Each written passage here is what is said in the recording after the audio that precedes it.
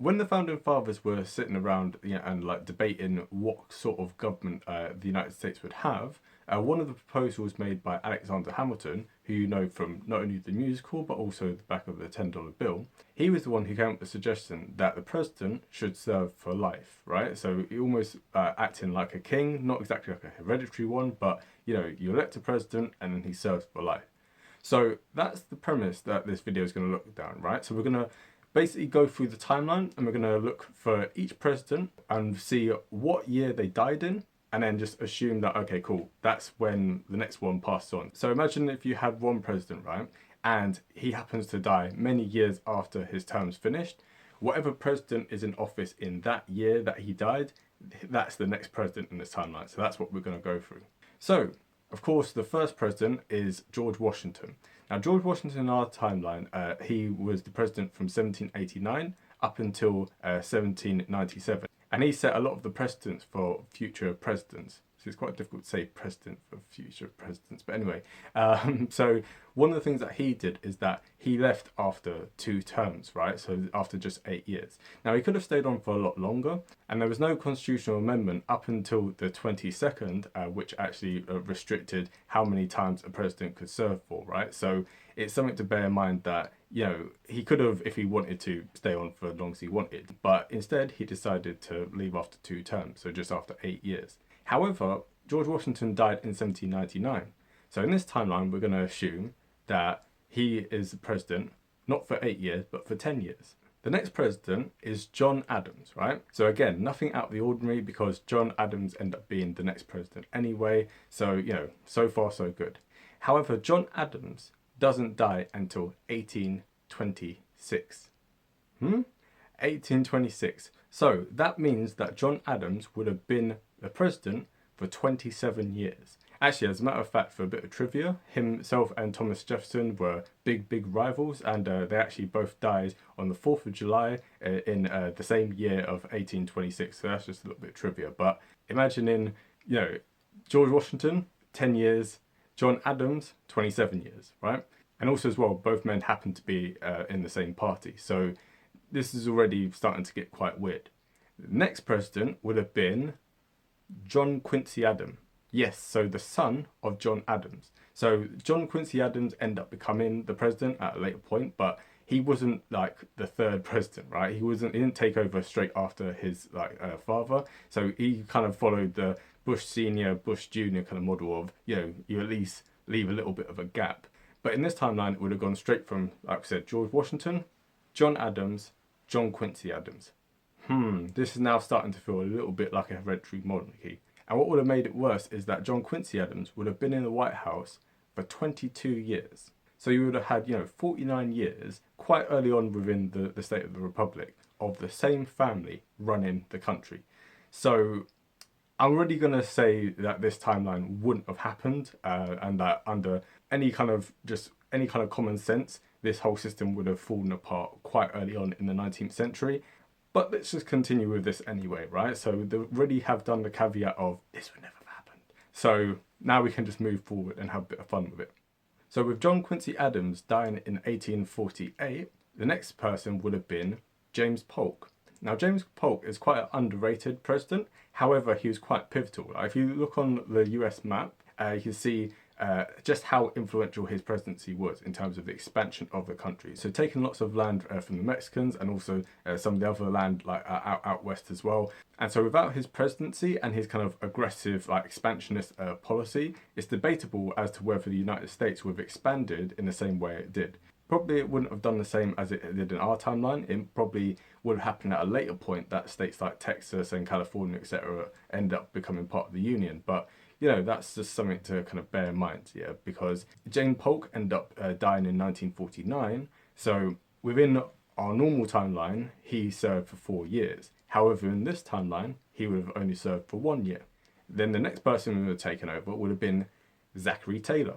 So Zachary Taylor was a war hero from the recent Mexican-American War, which James Polk led. And the only significant thing about him was, 2 things. 1, he was a war veteran. 2, he had no values. And actually, I'll put in a third one. The third one is that he died just after a year in office. So, Yes, you can already start to see how this timeline would have started breaking down, because you'd had George Washington, okay, cool, then John Adams, then John Quincy Adams, his son, and then two presidents who would have died very quickly after each other after serving just 1 year. So already this system sounds a bit far-fetched and stuff, but again, we'll continue with it just for argument's sake. So who was the president in 1850? The very famous Millard Fillmore. Now, I had to actually check up on this guy because I'd never heard of him before. But get used to hearing about him, because he would have been in office from 1850 until 1874.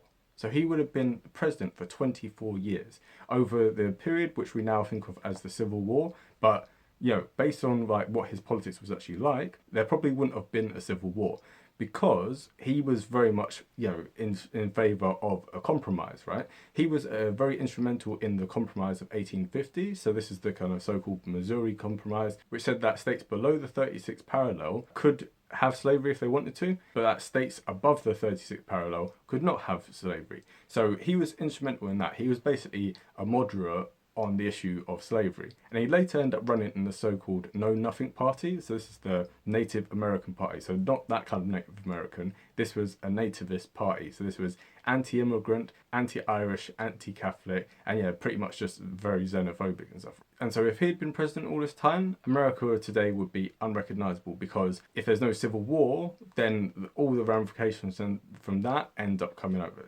So as we discussed in the last video of what if the South had won the Civil War, you could imagine two kind of parallel countries kind of operating alongside each other. So you would have the free North and you would have the slave South. And if anything, like, slavery would have expanded in this timeline, because the North at no point would have tried to rein it in. And without the election of a President Lincoln to restrict the expansion of slavery, then there would have been no Civil War in the first place. It would have been the continuation of the peculiar institution, as it was said. So far, the list is not that great. We had a good guy to start with, George Washington. The rest of them are kind of mediocre / horrible, right? So now we're going to finally get onto a president who's somewhat decent, Ulysses S. Grant. And he would have been the president from 1874 up until 1885.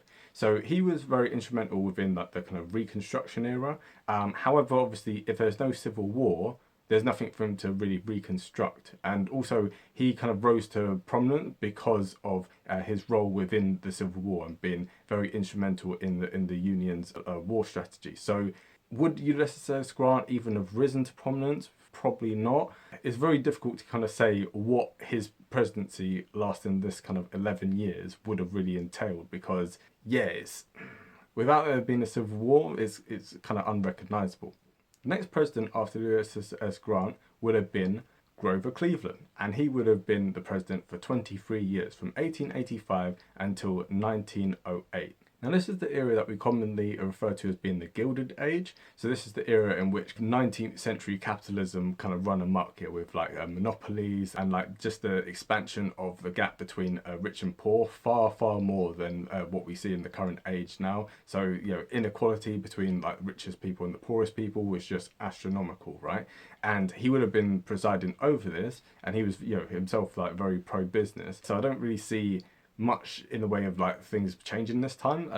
He was the only president who was elected and then ended up losing and then ended up getting re-elected again. And also as well, he was the only Democratic president after the Civil War, all the way up until Woodrow Wilson. The next president on this list would have been Teddy Roosevelt, right? So finally, a president that we all kind of know about, and he's famous. Well, he's on Mount Rushmore anyway, so he's pretty famous. So Teddy Roosevelt, he would have been the president from 1908 until 1919. And over these 11 years, he would have cracked down on the excesses of big business. He really tried to break up the different monopolies and the oil barons and the railway barons, etc., etc. And that's because he was a progressive Republican. So the parties in those days were kind of the opposite of what we see them as now. So he would have tried to push through a lot of progressive policies through the Congress. And also World War One, he wanted America to get involved in World War One from 1914. He really wanted them to jump in on the side of Britain. And so he was itching for America to get into the war. And so if he was the president during World War One, you can bet your bottom dollar that when it came to the sinking of the Lusitania, he would have jumped on that, right? So in 1915, German U-boats sank Lusitania, which was a civilian cruiser ship, and yeah, he would have jumped at that and been like, right, we need to go to war with Germany. So America jumping in World War One 2 years before they actually did in our own timeline, that would have had really astronomical effect on the outcome of that war because it would have sped up the entire war by a significant margin, right? We could already see in our own timeline what happened when American troops came into that war. It was the straw that broke the camel's back here in terms of the German war effort. And so having an American force 2 years earlier with more time to prepare, more time to build up like arms and men, etc., I think that the war would have been over quite quickly. I don't know how decisively, but probably by 1917, the war would have been over. The next president that they would have had would have been Woodrow. The next president they would have had would have been Woodrow. Yeah, I'm there. The next president that they would have had would have been Woodrow Wilson, and that took me 3 times to say his name without like getting it jumbled up for some reason.